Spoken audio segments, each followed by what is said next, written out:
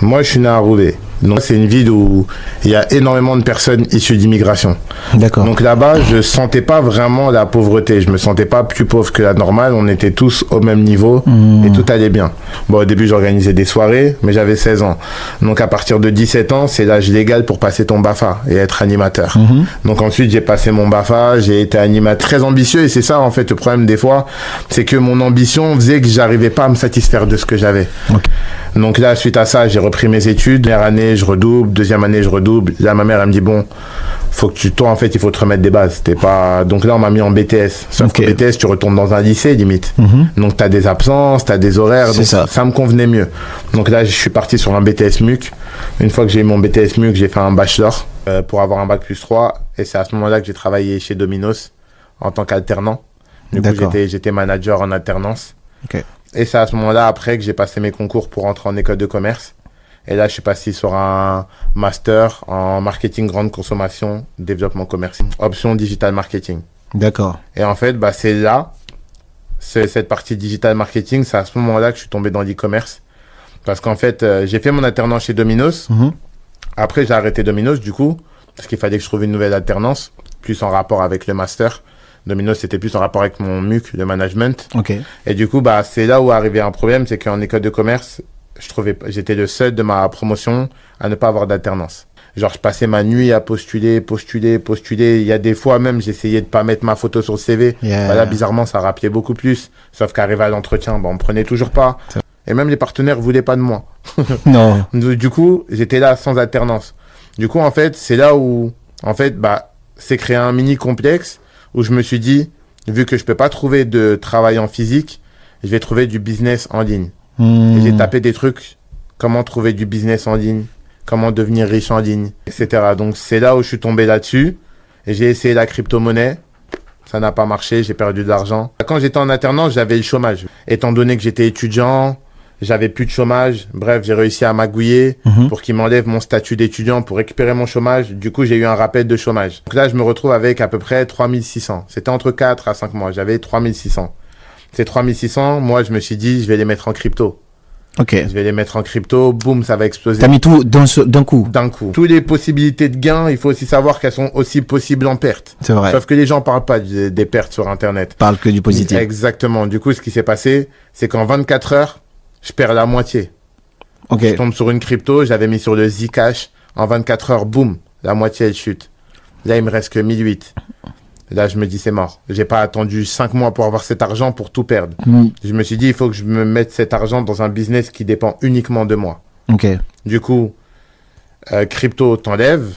SMMA, je me sentais pas faire ça parce que pour faire du SMMA, c'est une agence marketing. Tu dois aller démarcher des entreprises. C'est ça. Je me suis dit, t'arrives déjà pas à trouver un travail.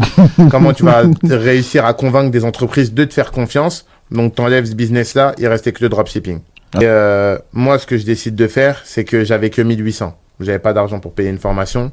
Et en vrai, j'estimais que, étant donné que j'étais en master marketing, j'avais appris des choses en digital marketing. Qu'est-ce que c'est des AG au panier? Qu'est-ce que c'est un taux de conversion? C'est quoi des 4P? Produits, place, promotion. Je me suis dit, je suis capable de me lancer. Okay. Et puis surtout, quand je voyais des autres youtubeurs en parler, je disais, ils ont pas l'air plus intelligents que moi. Moi, je suis quand même en master. Je vois pas pourquoi je vais devoir me former par des mecs plus jeunes que moi, alors que j'avais déjà beaucoup d'ego. Okay. Franchement, ça, c'est un truc qui me définit beaucoup. C'est que j'ai toujours eu de l'ego et de la confiance, malgré le fait que ma situation n'était pas là. Donc, je me disais, je vais pas payer leur formation, je vais me lancer comme ça. Je vois leurs vidéos. Il y avait une vidéo d'un mec qui avait fait une vidéo, comment faire un site en 50 minutes. Donc, je prends mon ordinateur, je scinde l'écran en deux. Tout ce qu'il fait, je regarde, tu fais un site de perruque, donc logiquement, tu prends une influenceuse en cohérence avec ce que tu veux vendre. Donc, je fais un site de perruque, donc je me dis, je prends une influenceuse afro. Okay. Boum, je tape dans le 1000, premier placement, je la paye 400, je fais 1400. De vente? Ouais, entre 1200 et 1400 en 24 heures. C'est un peu un business du futur parce que avec les business physiques, ça se passe comment? Imaginons là maintenant, ok, on veut pas faire de dropshipping. On veut faire une boutique physique et on veut vendre ça. il faut que tu aies des stocks. Bien sûr. Donc là, maintenant, il faut que tu en aies au moins 100 dans ton magasin. Imaginons qu'il coûte 80, ça fait 100 fois 80, tu es déjà à 8 000 euros. Tu dois avoir ça, tu dois avoir le local, tu dois avoir des employés. Les taxes. Les taxes, Tout et ça. tu dois mettre à jour ton local parce qu'il faut que ça soit beau, etc. Bref, pour moi, un business physique, il est très très dur en 2024 de mettre un business physique en place avec moins de 50 000 euros de budget. Le e-commerce et business en ligne, avec 1 000 euros, tu te lances. Ok.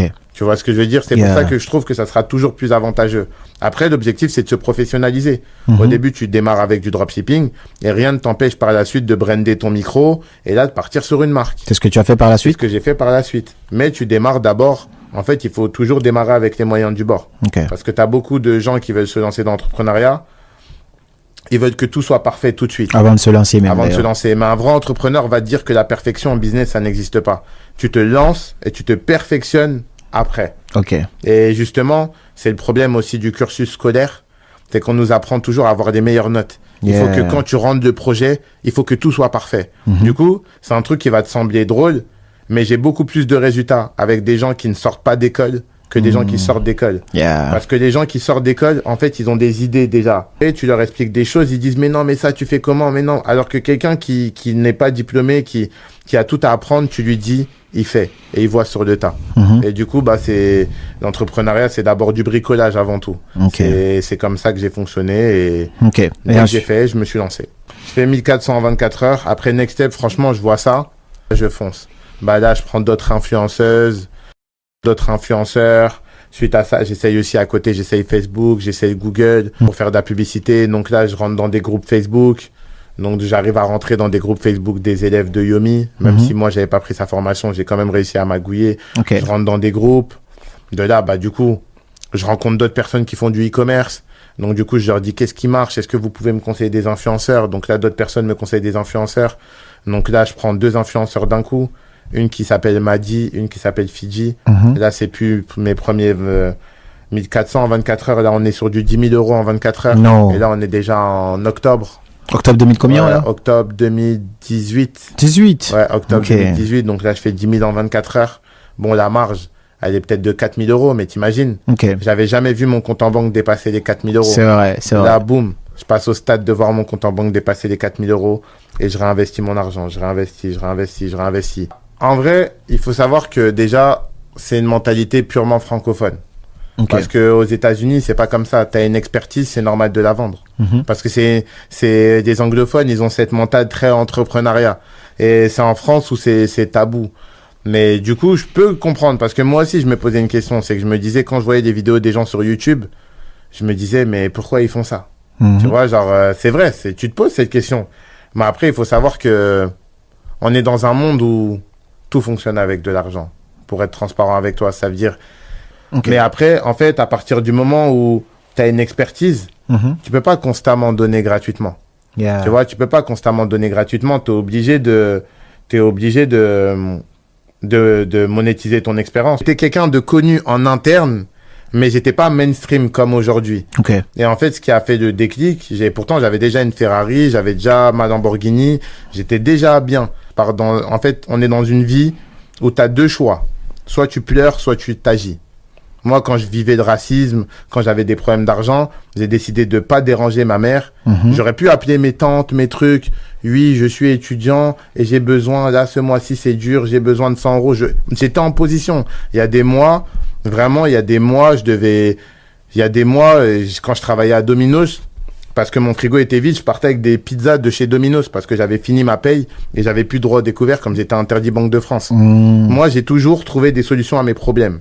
Donc, je suis pas quelqu'un qui aime qu'on vienne pleurnicher dans mes oreilles parce que en fait, c'est pas comme ça que tu vas t'en sortir. Bien sûr. Si tu prends cette habitude, et c'est ça en fait le problème avec des fois des gens de notre communauté, c'est que quand tu prends trop l'habitude d'être quelqu'un qui quémande, tu vas jamais avoir ce réflexe de faire. C'est ça. Parce que quand tu as un problème, au lieu de trouver une solution à tes problèmes, tu vas dire « Ah, mais je connais quelqu'un qui peut m'aider ça. » Sauf que moi, ce qui a fait que j'en arrive là où j'en suis, c'était que même si je connaissais des gens, il y a des gens dans ma famille qui ont des moyens, qui auraient pu m'aider, qui auraient pu m'envoyer 100 euros. Non, je trouve des solutions à mes problèmes. Donc même quand j'étais pas vraiment dos au mur, j'agissais comme si j'étais dos au mur.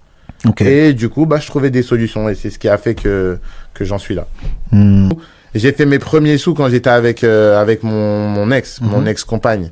Mais c'est vrai que à chaque fois que j'ai eu une rupture, j'ai explosé financièrement.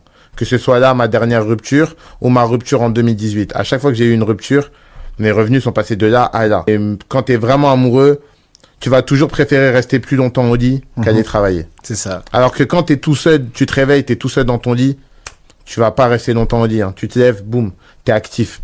Et c'est vrai que moi, à chaque fois que c'est pas forcément le fait que la personne te tire vers le bas, c'est toi, en fait, tu te dévoues à ta personne. C'est ça, être en couple. C'est ça. C'est ne plus être égoïste. C'est faire des concessions. Faire des concessions, devoir donner du temps à ton partenaire. C'est ça. Tu vois, c'est ça, être, t'as des entrepreneurs, ils vont mettre 50 000 euros dans des ads. Mes voitures, c'est mes ads. Et c'est de l'ads naturel. Tu vois? Donc, ça veut dire, moi, je vois ça comme du marketing naturel. Et la preuve, j'ai fait mon plus gros mois. Ma marque, c'est un business qui génère de l'argent tous les jours, mais que je pourrais revendre. Plus tard. Je fais aussi pas mal d'applications. Là, j'ai une application, la plus connue, c'est Copify. C'est une application pour les gens qui font du e-commerce, qui leur permet de trouver des produits. Bah, ça, c'est une application. On nous a déjà proposé une revente à 7 chiffres. On a dit non et on attend des plus grosses propositions. Ça, c'est un business encore que je vais revendre. Tout est possible à celui qui croit. Il faut juste se battre. Et que oui, la vie, elle est injuste. Oui, il y a du racisme en France. Oui, c'est vrai que c'est injuste que nous, nos parents nous disent qu'on doit travailler 2 fois plus. Oui, c'est vrai, c'est injuste. Mais une fois que tu le sais, tu fais quoi? Tu travailles. Ça veut dire, moi, je voulais juste être cette personne-là, et je suis content parce que je suis vraiment devenu la personne que je voulais être, être cette personne qui inspire les autres à faire ce que les gens pensent qu'ils ne sont pas capables de faire. En fait, je pars du principe maintenant que plus t'as de galères, plus c'est long, plus ça va durer. L'argent gagné rapidement ne dure jamais. Ça veut dire, plus t'as souffert pour trouver l'argent, pour gagner ton argent, plus ça va être périn sur le long terme. Je dirais d'arrêter de s'apitoyer sur son sort et arrêter de chercher de l'aide chez les autres. Tu ne deviendras jamais riche en te demandant de l'aide. J'ai jamais vu quelqu'un qui fait la manche devenir millionnaire. Donc, oui, c'est dur. Franchement, c'est trop dur. C'est subir le racisme et l'égalité des chances. Tout ça, c'est dur. On le sait, c'est dur. Limite, je préfère. Ça m'est déjà arrivé, quelqu'un m'envoie un DM, me dise, Marcus, j'ai besoin d'argent. Qu'est-ce que je peux faire pour toi? Là, j'aime cette démarche. Ça, c'est inspirant, ouais. Ça, j'aime bien. Ok, peut-être que tu peux répondre à mes emails. J'ai du travail pour toi. Je tiens 500 €. Donc, plus vite tu apprendras à trouver des solutions à tes problèmes, plus vite tu t'en sortiras. Et moi, justement, c'est depuis que j'ai 15 ans que je trouve des solutions à mes problèmes. Et c'est pour ça qu'aujourd'hui, j'ai 29 ans et que j'en suis là.